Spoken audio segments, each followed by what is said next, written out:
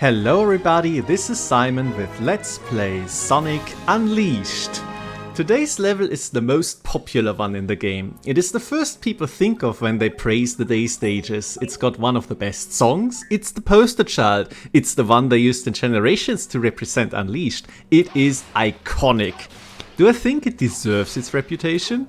Hell yeah I do, this is why the video is so short. I'm not diluting Rooftop Run, perhaps the best level in Sonic Unleashed, with side quests. But before we get to the level itself, I gotta rag on the game's structure just a little bit more, you know, because I haven't been doing that before. As we just saw when we started the video, on the world map we left Shunan not knowing what to do, but Spagonia was lit up, so we go back to Spagonia, and of course you gotta talk to the professor, and the professor's like, "Ah, you just were here, like 3 times in a row we were just here, but now there are robots here and we have to do something about those, right? So now we can finally play the day stage that we have been waiting for quite a while, because it's been a bit since we did the night stage, and if you remember, in the night stage we got half a key. Here is the boss portal already lit up, but we can't do it because we have to get a second key, the day half of the key, which is something that we haven't done before, right? We just went directly into the egg beetle fight after Masuri's day level, and we went immediately into the Dark Phoenix fight after Dragon Road's night level. So why do we have to collect keys now all of a sudden? I don't know, has never made sense to me. But it doesn't really matter. All that does matter is that we can now play Rooftop Run, which I have looked forward to a lot. And are you ready to go? Because we are immediately boosting through city streets, similar to what we did in Apotos starting out, but these look, dare I say, even better. They really went all out with the art direction here, and this is also part of why this level is so iconic. Don't be too fast here because there are spike traps, but now we keep going up a fountain here, use that as a spring. It is just much more flavorful. Keep going over grind rails, down a building, just sideways down, it's fine, don't worry about it. Miss a wall jump spot, doesn't matter, not going back for that. I am cruising here because for this entire level, my goal is to basically never let go of the boost button, and the game lets me. Hit the wrong button here, because if I may remind you, this is still a blind run. So I'm like, is something over here? No, okay, let's keep going, it's fine. But because this level is so good, even though I haven't played Rooftop Run in like 2 years, I'm just instantly familiar with it. There is a guide rail here, so you don't have to do the slide part, and now this part here, absolutely awesome usage of the sidestep. If you follow the directions which they wisely put in, this basically turns into a quick time event to not lose your speed, and it is glorious because you can't just keep going forward.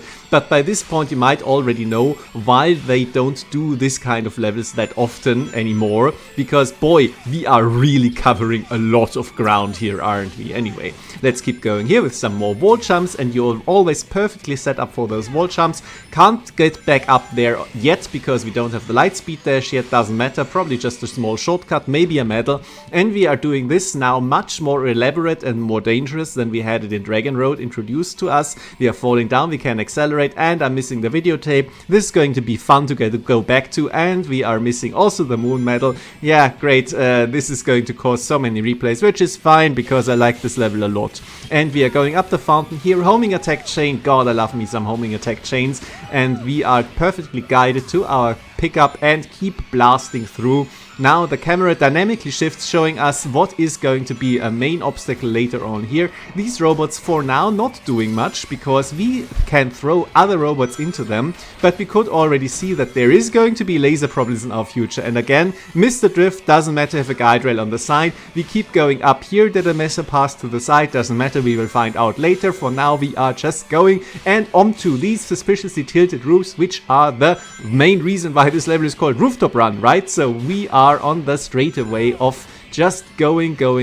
I miss a little bit here, just tiny moments where I'm like, okay, if I want to have the S rank, if I want to be even more efficient, I can't allow these mistakes, but it's fine for now. Free moon medal, running on the side. By this point, routine, whatever, doesn't matter, don't stop. Even those barrels don't matter, we can just keep going. Maybe not for the red ones, but quite clear that you have to be careful of those. Kill these 3 guys, homing attack target comes too late, doesn't matter, keep going. Yeah, I could have boosted more, I could have shortcut a little bit, it's okay. This spring sends us back on our merry way. Here we hit the right button, homing attack, not yet able to do the light speed dash, too bad. But we have reached the clock tower and we have to slow down for a tiny 2D section, which always kept killing me when I first played the level because I was so exuberant. I just wanted to keep going with the boosting, but you can't do that here. You have to be a little bit careful. But do you, by the way, notice that there is a very nice symmetry of us going just up the outside of the clock tower, while with the Werehog we were going to the inside. Interesting, right? And we are all the way on the top and we are going down completely on this guide rail. After we have reached the top, we are now back on the street level. Why did we go up there? Because it was awesome, and we keep going all the way up again on the roofs here. Which button to press? Trick question, both of them.